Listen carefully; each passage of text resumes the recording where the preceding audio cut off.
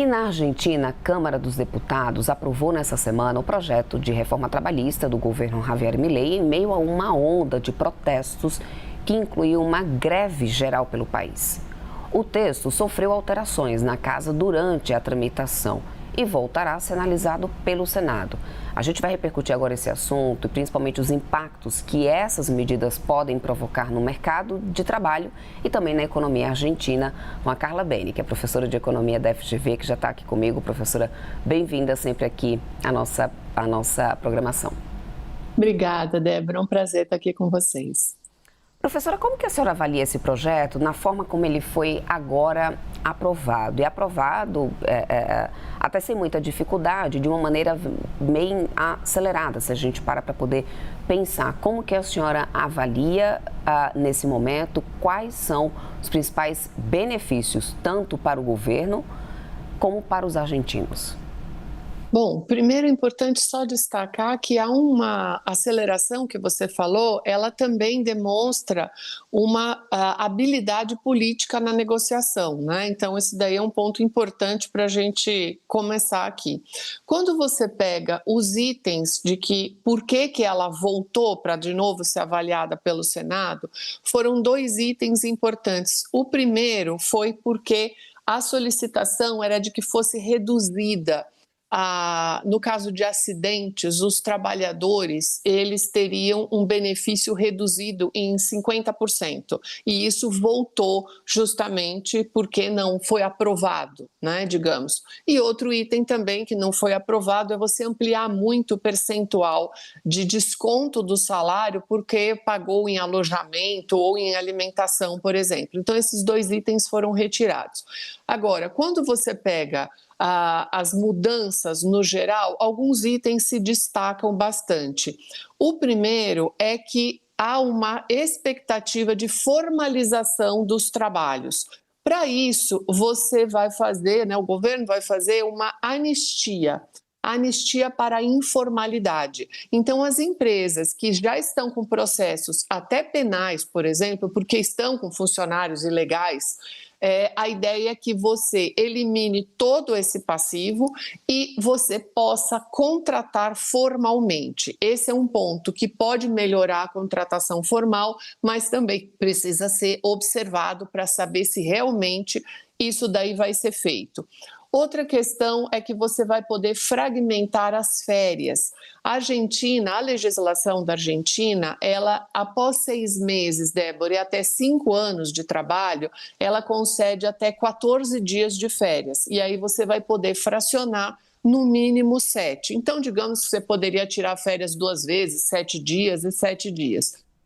Há também uma redução do imposto de renda para as empresas, de 35,5% para 31%. Então, alguns itens podem dar um fôlego tanto para a empresa, outro uma certa flexibilidade para o funcionário. Mas um grande ponto que há a se conferir aqui vai ser com relação à criação do banco de horas.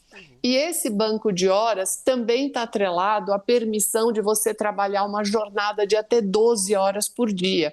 E no lugar de você receber um adicional pelas horas trabalhadas, você formaria esse banco e a empresa teria essa opção.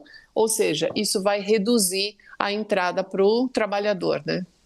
Agora, professora, essa aprovação dessa reforma agora, nessa fase, lembrando que ainda precisa passar novamente pelo Senado, tem dividido um pouco a opinião e visão ali de argentinos, não à toa. A gente viu manifestações, greve geral acontecendo lá por essa semana. Por que, na opinião da senhora, tem dividido tanto a opinião dos argentinos a aprovação dessa reforma trabalhista?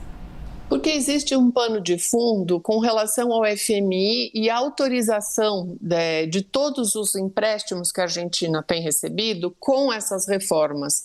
Então, nesse sentido, são reformas que, em grande medida, elas diminuem direitos trabalhistas. Então, como essas reformas diminuem direitos trabalhistas, você tem, obviamente, uma manifestação na outra ponta, porque se você vai diminuir a parte de bônus, por exemplo, na demissão sem justa causa. Se você, no lugar de receber por horas trabalhadas, você vai criar um banco de horas. Você tem uma série de benefícios trabalhistas que eles vão ser reduzidos. Então, é natural que você tenha essa distensão. E, por um outro lado, para as empresas, elas ganham mais poder, porque a gente não pode esquecer que entre o trabalhador e a empresa, a negociação não tem o mesmo poder. O trabalhador tem um poder muito menor do que a empresa. Então, no caso, a empresa sai fortalecida dessa atualização das leis trabalhistas. Professora, só para a gente amarrar aqui o nosso papo, você até pincelou um pouco sobre isso aqui ainda no início da nossa conversa. Essa reforma trabalhista, inclusive teve uma forte aprovação por parte do Fundo Monetário Internacional, né?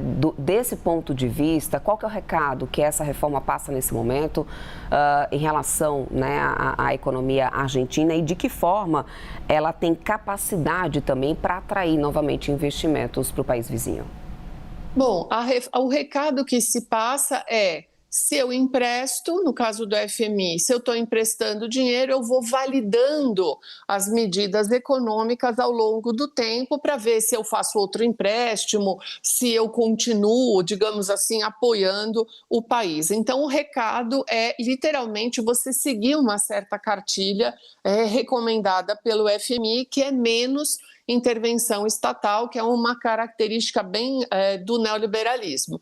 Para o outro lado, a gente precisa ver como que isso se implementa para que você tenha ou mais investimentos ou como que você vai ter aporte de capital na Argentina. Lembrando que o que faz com que você contrate mais e comece negócios é a dinamização da economia. Você primeiro precisa ter demanda, né? Precisa estar com uma economia aquecida e aí depois os outros itens passam a ser relevantes. Mas a atividade econômica ela é muito importante. Então, acho que é por essa linha. Esse recado, ver como que isso vai ser implementado e se esta formalização pretendida com a anistia, ela vai realmente se configurar.